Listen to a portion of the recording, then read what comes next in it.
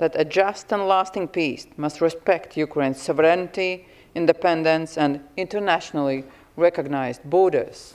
In a comparison with Second World War, all European nations, all democratic nations of the world understood very quickly that Russian aggression is a threat for all democracy.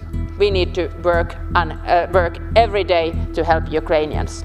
But now I want to tell you something which I never told in this assembly, never before. The Beneš decrees are the most extreme violation of human and international rights. You have no problem with this. Do not talk about justice, especially not. Thank you, and we go to the next speaker, which is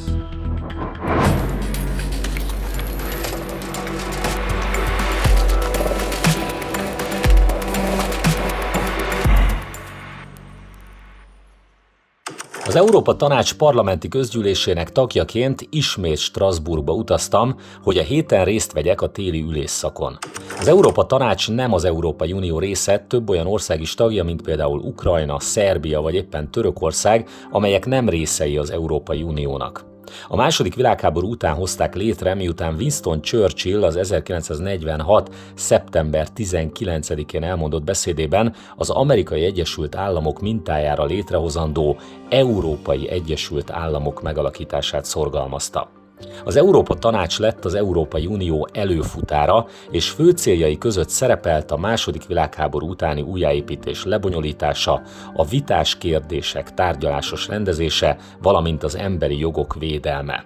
Strasbourgban a parlamenti épülete közvetlenül az Európai Parlament épülete mellett található, és egy folyosó is összeköti a két központot, jelképesen is azt üzenve, hogy az Európa Tanács az Európai Unió szellemi és ideológiai előcsarnoka. Fontos volt tehát, hogy a héten Strasbourgban tárgyaltuk azt a jelentést, amely a Támogatjuk az Ukrajna átfogó, igazságos és tartós békéjére, valamint az európai kontinens biztonságára vonatkozó elkötelezettséget címet viselte. Az előterjesztő egy olasz parlamenti képviselő, Piero Fassino volt, aki az Európát katasztrófába vezető 1968-as hippi politikusok nemzedékéhez tartozik, az olasz kommunista párt ifjúsági szervezetének tagja volt, manapság pedig a liberál globalista, szocialisták, demokraták és zöldek frakciójában ül az Európa Tanácsban. A vitában természetesen a szokásos érvek hangoztak el Ukrajna végsőkig kitartó pénzügyi és katonai támogatására, de engem ezúttal leginkább az foglalkoztatott, hogy a jelentés végkövetkeztetésében azt írták, hogy Oroszországot azért kell teljesen legyőzni, mert akár csak a részleges győzelme esetén is borulhat az igazságosnak nevezett, a második világháború végén 1945-ben kialakított világrend. Ugyanakkor az 1938-as Müncheni egyezményt, amelyhez szorosan kapcsolódott az első bécsi döntés is, amelyek során 3 millió német és közel 1 millió magyar kerülhetett vissza az anyaországukhoz, a jelentés károsnak nevezi. Különösen aggályos ez most, amikor a szlovák parlament egy olyan törvényt fogadott el, amelynek értelmében börtön jár annak, aki a Beneš-dekrétumokat kritizálni meri. Ezért erről is szerettem volna beszélni a strasbourgi parlamenti vitában. Yes, dear colleagues, and we will now start the debate, and I call on the rapporteur, Mr. Fassino. You have 7 minutes now and 3 minutes at the end to reply to the debate. The floor is yours, Piero.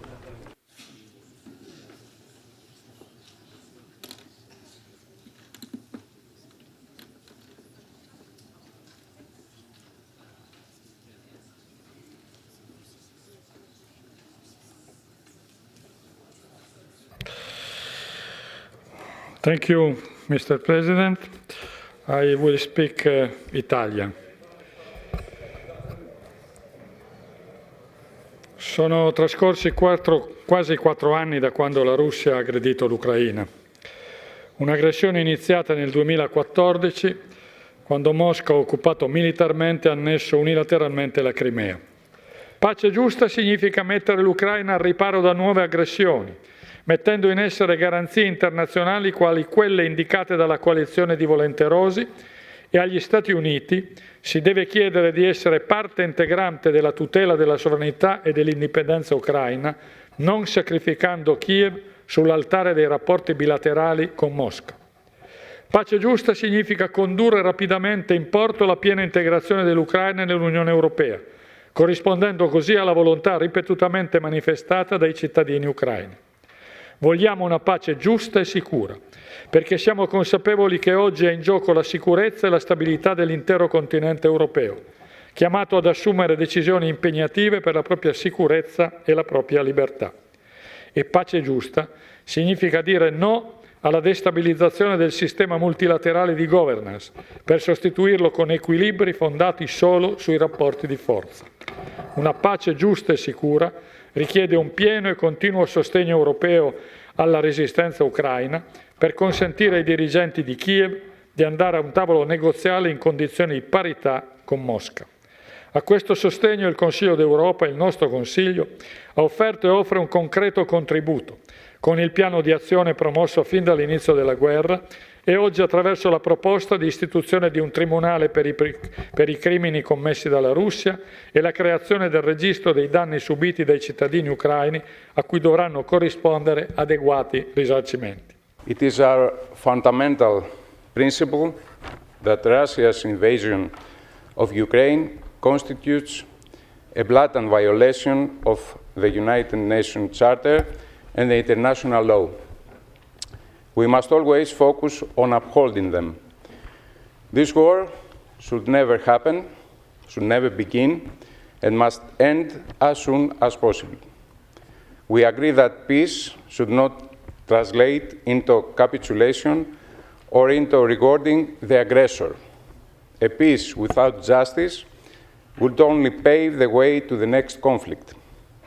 Our goal should be to achieve just and lasting peace. Dear colleagues, it's not enough we talk nicely here. When you go back to your countries, we are responsible. Please urge your governments to increase their political, but also economical and military support for Ukraine. That is the way to strengthen Ukraine's position in ongoing peace negotiations and to defend regional security and our common values like democracy. We need to work every day to help Ukrainians. Gyakorlatilag minden felszólaló európai politikus ugyanazokat ismételgette. További pénzügyi, katonai, politikai támogatást követelve Ukrajnának az egyetlen megdöbbentő meglepetés éppen az ukrán Oleksij Goncsarenko volt, aki eddig harcias, orosz ellenes felszólalásairól volt ismert, most azonban váratlanul Zelenszkij korrupt rendszeréről kezdett beszélni. Miközben ő ukrán parlamenti képviselőként korruptnak és elnyomónak nevezte az ukrán elnök rezsimjét, az Európa Tanács képviselői továbbra is állva tapsolják Volodymyr Zelenszkijt, ha éppen arra jár. But now I want to tell you something which I never told in this assembly, never before. Because I always was concerned that revealing the truth can hurt my country. But now I clearly realize that unfortunately not revealing the truth can and will hurt even more. And the truth is that inside the country, President Zelensky is acting more and more against the core values which we are here to protect: democracy, human rights, and rule of law. Human rights, brutal and violent mobilization and corrupt mobilization, when rich and loyal can pay off from their duties, and others can be beaten and even killed by mobilizing teams called TCK. Rule of law, when President Zelensky, by his own decision, without any court decision, imposes sanctions against his political opponents, against businessmen, and after this their property can be raided and they can be blackmailed. Corruption. Fortunately, we have independent anti-corruptional bodies in Ukraine. But when it became clear that they are investigating the closest entourage to President Zelensky, he tried to get rid of their independence and to take them under control last July. Only when Ukrainian people came to the streets, it was stopped. I was the only one from 13 MPs who voted against this in the parliament. After this, many people from close entourage of President Zelensky received suspicions in corruption. Some of them ran away from the country. In December last year, a month ago, Ukrainian parliament created the Special Investigation Commission on corruption during the martial law time. And I was elected its chair. And you know what support I received? I received a criminal case in state treason, which has been started against me. Can you imagine this? I'm the only acting MP, the only acting member of PACE, who is not just in some Russian ban list, but sentenced by Moscow court. But today, to speak about corruption, to fight against this, is a treason in Ukraine. All of this is not right, and it's something which should be stopped. All of this proves one thing: power corrupts, absolute power corrupts absolutely. Nobody should have absolute power. And what I told you doesn't mean that you don't need to support Ukraine, but the opposite. You need even more support to Ukraine, not just to combat Russian aggression, but also to protect democracy, human rights, and rule of law inside the country. Because small democracy can win and survive against big autocracy. Small autocracy has no chances against big one. So please help Ukraine to remain a democratic country. Thank you very much. I strongly support the resolution. This war is not only about Ukraine, it is about the future of Europe. And let us be clear about the facts. Peace cannot be built on denial or ambiguity. This resolution rightly affirms that a just and lasting peace must respect Ukraine's sovereignty, independence, and internationally recognized borders. I want to start my speech from the big thanks to all your nations, for all Europe, for the United States and all other countries that saw the threat of Russian aggression, of new Russian fascism that is growing all over the world. When somebody tried to ask the question and make parallel between the start of Second World War and this period of Russian aggression, I want to answer this question: it's not a parallel. Because only now, in a comparison with Second World War, all European nations, all democratic nations of the world understood very quickly that Russian aggression is a threat for all democracy. And when Russians try to use their ideology of dividing the world between the three big nations, Americans, Chinese, and Russians, this plan fell down. Thanks to you. Now I call on Mr. Toroczkai. You have the floor. Thank you, Mr. Vice President. First of all, I would like to clarify that we need just and lasting peace in Europe. However, this report talks about justice, yet it has nothing to do with justice. Let's have a closer look on this justice, so-called justice. The report claims that the peace treaties of 1938 were wrong and unjust, but those of 1945 were right. What hypocrisy! According to the report, the 20th century peace treaties that were considered to be fair forced 32% of the Hungarian population, a total of 3.2 million Hungarians, into minority status and cut off 72% of Hungary's territory. You now claim that it is unacceptable for a country to use force and weapons to redraw borders, but this is precisely what happened during the 20th century peace treaties that you consider fair. The Beneš decrees were also part of the 1945 agreement.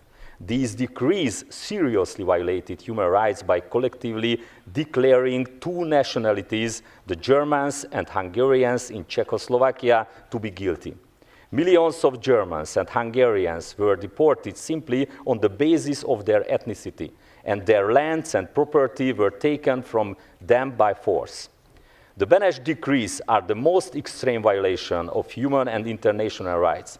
And instead of offering compensation, the Slovak government just confirmed the Beneš decrees a month ago, and even today property is still being confiscated in Slovakia based on ethnicity. What's more, according to the new law, anyone who questions the validity of the Beneš decrees will be imprisoned in Slovakia. And the Council of Europe remains silent.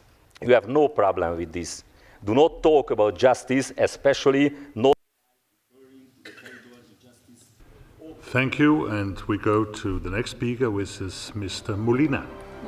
Az ülést vezető alelnök egyszerűen kikapcsolta a mikrofonomat, és a következő felszólalónak adta a szót, amikor éppen arról kezdtem el beszélni, hogy az Európa Tanács hallgat a Beneš-dekrétumokra vonatkozó új szlovák törvényről, és éppen fel akartam szólítani az Európa Tanácsot, hogy követelje a szlovák kormánytól a magyarokat diszkrimináló törvény megsemmisítését. A harcot természetesen minden fórumon, így Felvidéken, az Országgyűlésben és Borvendék Zsuzsannával az Európai Parlamentben is folytatjuk a gyalázatos Beneš-dekrétumok és az új szlovák törvény ellen.